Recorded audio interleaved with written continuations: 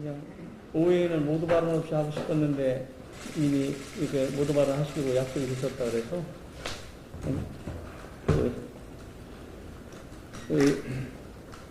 여러 가지 깊은 생각을 했습니다. 코로나19가 엄중한 상황이고 민생도 어려운데 국정을 총괄할 국무총리를 장시간 공백으로 놔두는 것은 바람직하지 않다는 생각을 했고요.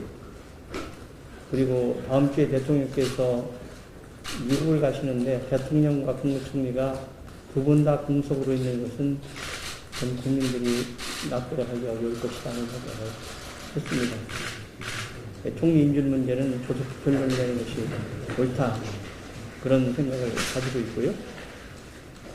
그리고 정부 여당에서 분명히 말씀드리는데 이번 장관 후보자 총문과 관련돼서 국민의 뜻을 민심을 경청했을 테고 그 민심을 경청했다면 국민의 뜻에 합당한 조치를 조속히 내려달라. 그래서 이 국회가 미래와 민생을 논의할 수 있도록 빨리 분위기를 만들어달라는 것을 강력하게 말씀드립니다. 특히 오늘 이 한시 회의에서는 어떤 형태든지 결론을 내야 되겠다. 그리고 그 전에 청와대가 빨리 조치를 해주기를 다시 한번 촉구합니다. 먼저 하실 차례입니다. 그런가요?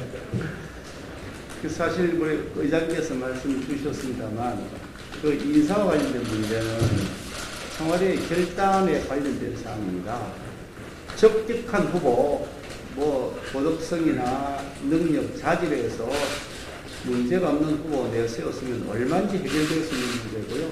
이번에 장관 후보자로 제시되었던 분 중에서 두 분에 대해서는 특히 한 분에 대해서는 저희들이 명확하게 적격한 적을 내렸고 한 분에 대해서 조금 의문이 있지만 그 정도 같으면 이사건자의 뜻을 존중해야 된다는 차원에서 청문보고 실태에 저희들 다 성실하게 다 처리를 해드렸습니다.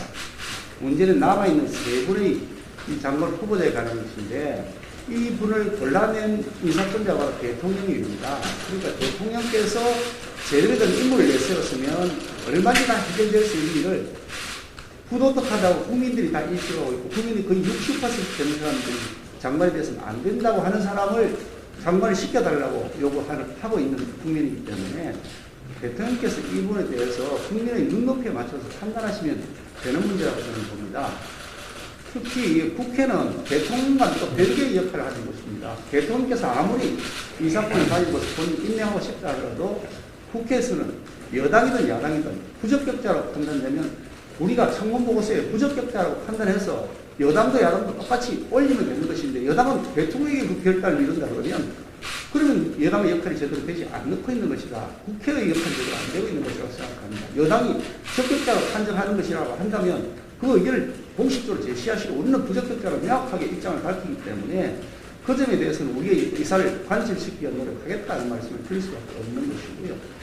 특히 국무총리의 공백 관련 말씀하시는데 누차 말씀드렸습니다만 국무총리 그 자리의 공백 그거는 명확하게 대통령과 민주당의 책임이 있는 사안입니다.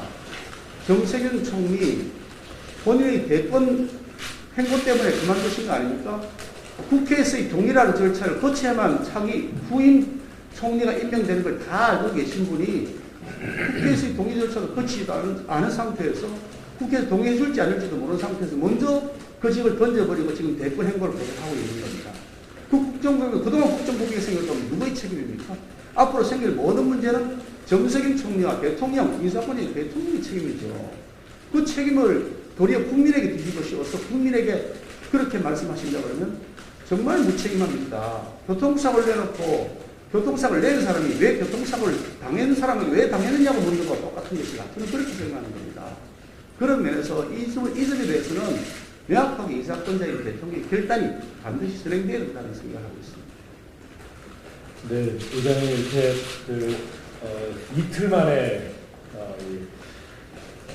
여기를 마주하고 대하게 됐습니다. 자리를 만들어 주셔서 감사드린다는 말씀을 드립니다.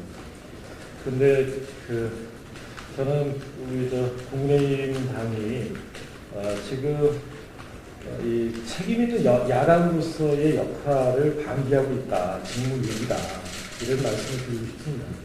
왜냐하면 저희는 국무총리 인준 동의안 처리를 장관 인사청문 결과와 별개로 우선해서 처리하자 계속 이렇게 말씀을 드리고 있습니다.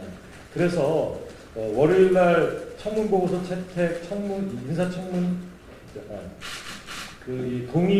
인준 동의 처리 시한이 월요일이 되었을 때도 인사청문 특위에서 이 청문보고서 채택을 하고 마무리를 하자고 이렇게 요청을 했음에도 불구하고 그걸 거부를 하셨고요.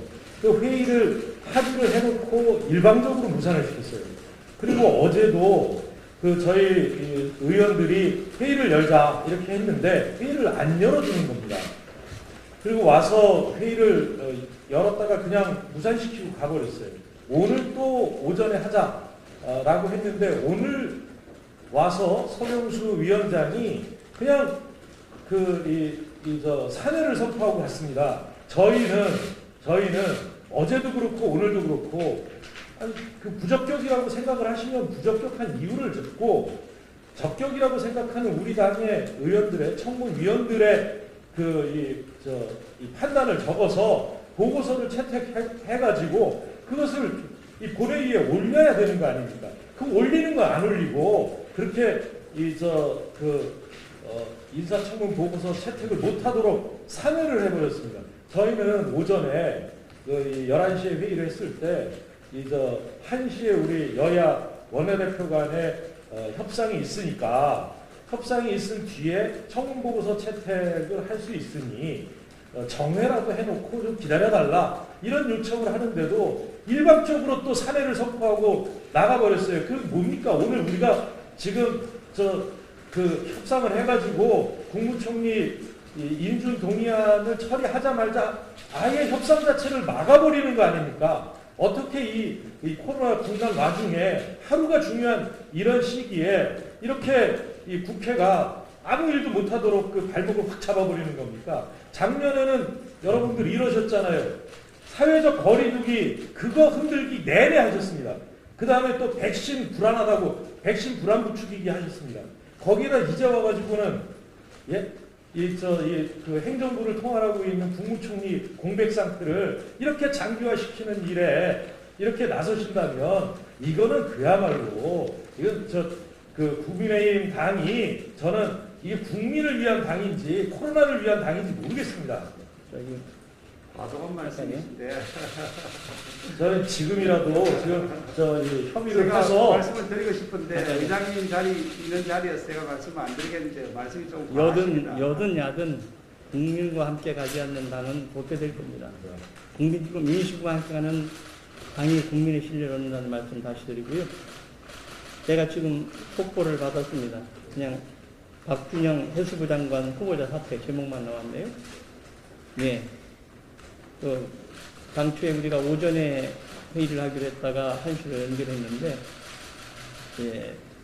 윤호중 대표께서 회의를 촉구했을 때 제가 청와대 1시 이전에 해달라는